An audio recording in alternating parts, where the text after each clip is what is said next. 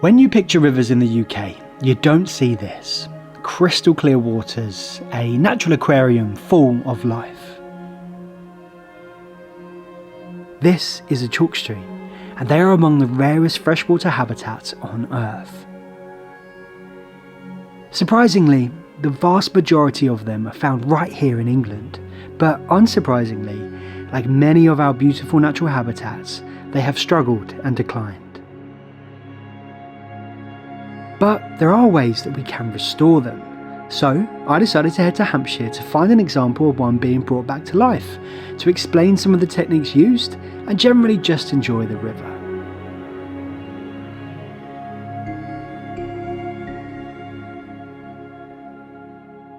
Okay, this is my first time here in Overton.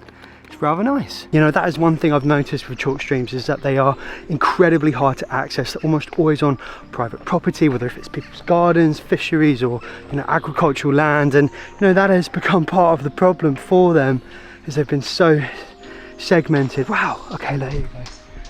Look at how clear that water is.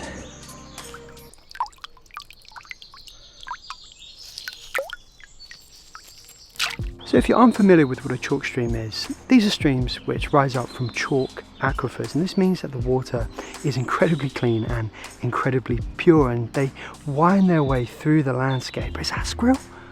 That is a squirrel. It's a grey squirrel. But it's because of that chalky bedrock where the water rises up through. It's that what makes these rivers some of the rarest on Earth. The restoration work here was carried out by the Wild Trout Trust and the Hampshire Wildlife Trust as part of the Watercress and Winterbourne scheme. A lot of the time with the restoration, you're kind of just asking the question, what would nature do? What would animals do? What would a beaver do? What would a storm do? You can see quite clearly here, they've just cut this, snapped this off, piled up some logs, bit of a beaver lodge type looking thing here. Nettles, lots of nettles, and I'm of course in shorts again. There is a path which is winding through here, and I think, pretty sure this will be deer coming through here. And there is a little deer. He's seen me, I've seen him. I just want to try and see if I can get a clip of him before he runs off. Where's he gone? There he goes. Pretty sure that was a munkjack, maybe a roe. Very small deer either way. Britain, we might not have huge expanses of wilderness, but if you're able to, you can find yourself just these tiny little pockets, and if you sit still enough, it feels like you could be within a huge expanse of wilderness.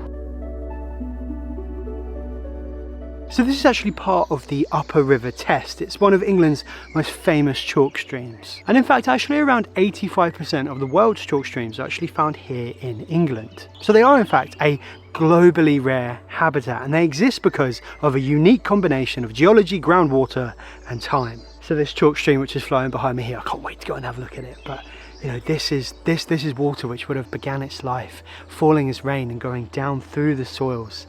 And then it would have bubbled back up, over a period of weeks, months, maybe even years, coming up through that chalky bedrock where, all the time it's becoming more purer, like mineral rich, clearer, and by the time it gets to the surface, it's an incredibly stable temperature. And this creates the perfect conditions for an incredible variety of life, species like brown trout, graylings, water voles, kingfishers, and countless aquatic insects all depend on healthy chalk stream habitats. But, despite how important they are, chalk streams, they're in trouble. It probably is no surprise to you that, like many of our beautiful and natural habitats here in Britain, they've been squeezed out.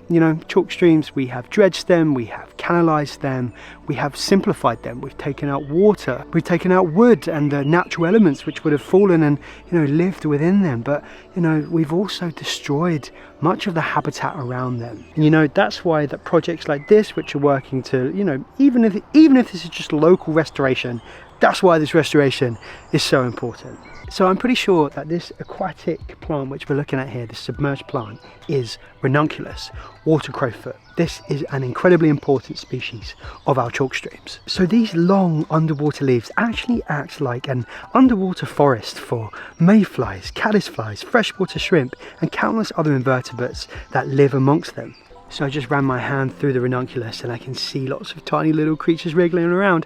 it's those which will be feeding the fish, the birds, even bats at night time. But it also helps fish, find places of shelter, maybe young fish if they're trying to get away from predators. But it also helps keep the river itself healthy. It traps sediment, so as it's flowing down, look, if we look on the other side of this ranunculus here, you can see that all of this gravel is really quite clear. It really is so important, and it's a sign that the stream is healthy. If chalk streams had a keystone plant, it really is ranunculus. So one of the core principles of river restoration, or restoration in general, is to use the materials which you have on site. And what do you have here? Well, you have an awful lot of willow, and as you can see here, this has been cut and it's been felled into the stream. Having this wood in the water will be giving life to all of the tiny little bacteria, which will be doing a lot of nutrient cycling. They'll actually be cleaning a lot of the water, but also the macroinvertebrates, as they're in their larval stages and they're wriggling around and they're feeding.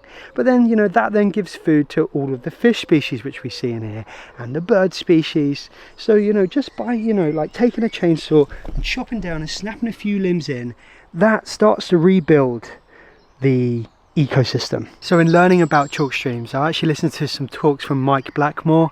I'll link them in the description of this video, along with all the other resources which you can use to learn about those behind this project. But one thing that Mike said, he said that if you want to understand rivers and the health of rivers, you have to think of them less about water and more about this conveyor belt of sediment which is moving. Now, one thing we've done when we've oversimplified our rivers is we've slowed them down, we've widened them and slowed them down.